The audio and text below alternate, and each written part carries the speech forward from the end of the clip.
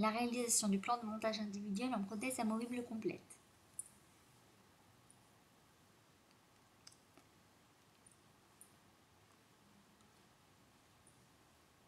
Il se fait à partir de la maquette d'occlusion après qu'elle a été réglée en bouche et que les modèles ont été montés sur l'articulateur.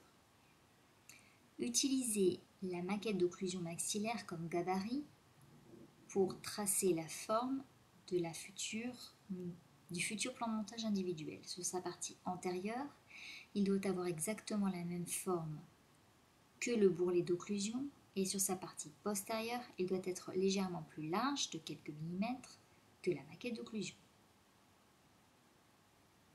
Utilisez un instrument pointu pour tracer la forme de la plaque dans de la cire Moïko.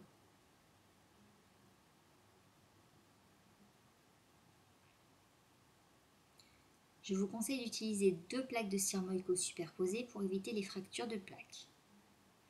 Ensuite, avec un instrument tranchant, chauffé, vous allez découper la forme de la plaque. Maintenez bien fermement la plaque avec les doigts pour ne pas créer de fracture ou de fêlure. L'instrument doit être très chaud pour pouvoir trancher nettement la cire Moïko.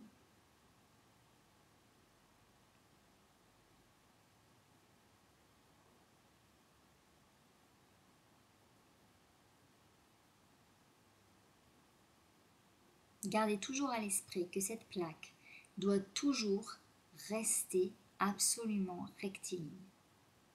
Elle ne doit jamais ni gondoler, ni se casser, ni se tordre, ni avoir une quelconque altération de son état de surface.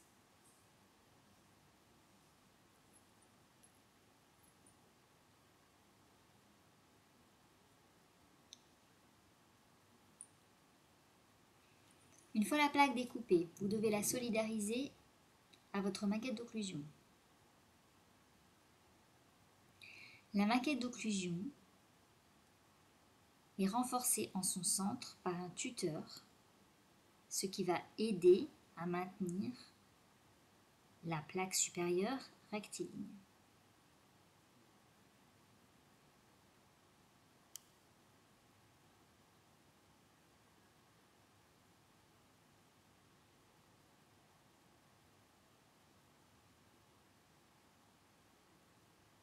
Ce tuteur évidemment doit avoir la même hauteur que les bourrelets d'occlusion.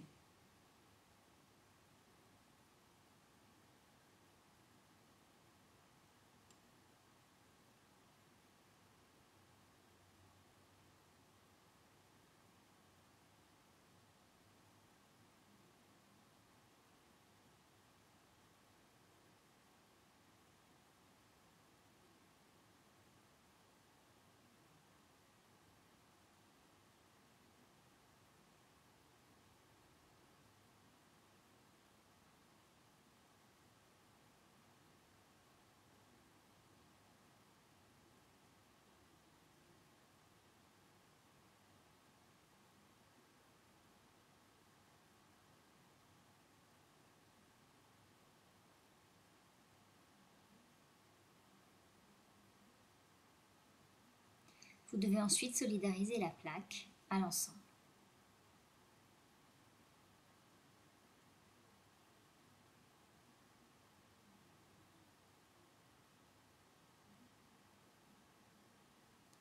N'oubliez pas que la plaque doit rester parfaitement rectiligne. Vous ne devez donc jamais l'approcher de la flamme directement.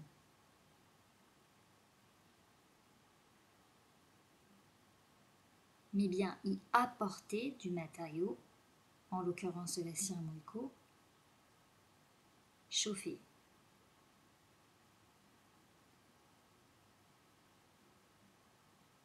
Ici, l'instrument n'est jamais en contact de la plaque, qui reste donc parfaitement rectiligne.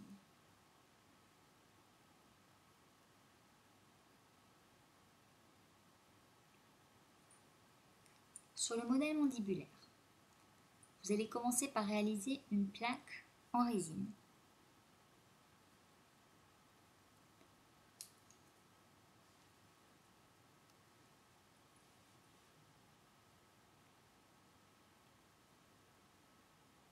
L'épaisseur de cette plaque importe peu, de même que sa rétentivité.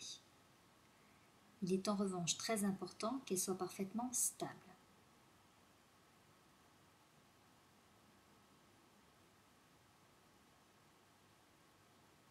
Ici, le rouleau est passé dans les deux sens au niveau du conformateur, tout simplement parce qu'encore une fois, l'épaisseur de la plaque n'a aucune importance. Elle peut être fine, elle peut être irrégulière, peu importe.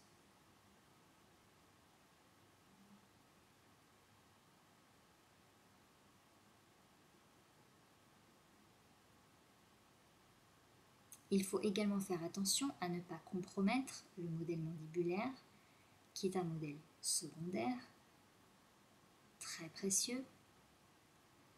Il ne faut donc pas trop insister, pas essayer de pénétrer dans les contre-dépouilles, ce qui pourrait avoir pour conséquence une fracture du modèle lors de la désinsertion de la plaque. Contentez-vous de faire une plaque stable.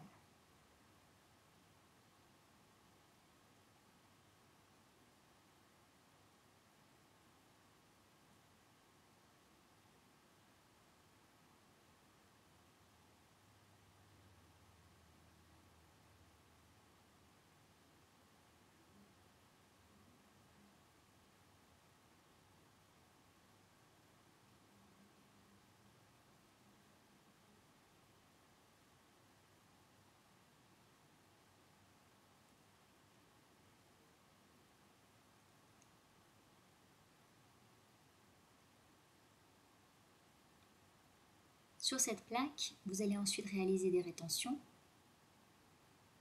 en vue de l'appositionnement du plâtre.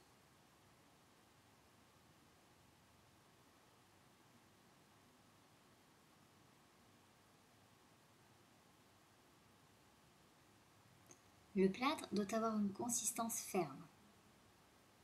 Il ne doit absolument pas couler. Et il doit pouvoir se manipuler dans les mains comme de la pâte à modeler.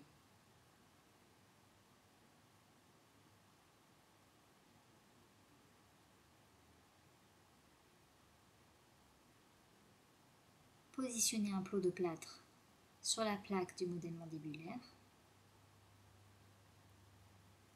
Assurez-vous que la tige incisive est correctement réglée.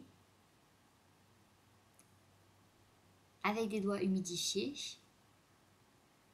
donnez une préforme au plot de plâtre.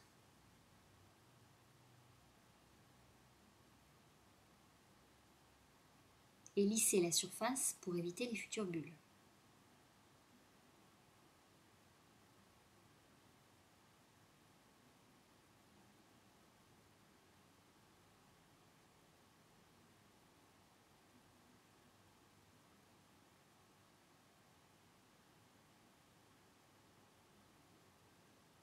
Fermez l'articulateur.